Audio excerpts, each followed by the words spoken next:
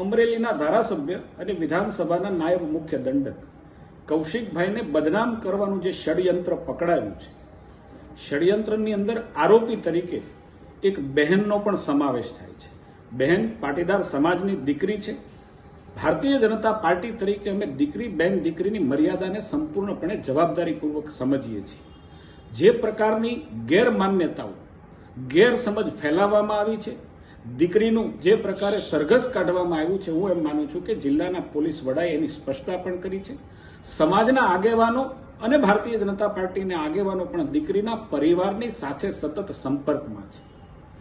2 દિવસ પહેલા જ્યારે જામીન મુકાયા ત્યારે પણ અમે રૂબરૂ એમના વકીલને કહ્યું હતું કે બેનના એકના જામીન મૂકો, પરંતુ કોઈ પણ ગેરસમજને કારણે તમામ લોકોના જામીન મૂકવાને કારણે નામદાર કોર્ટે જામીન નથી આપ્યા.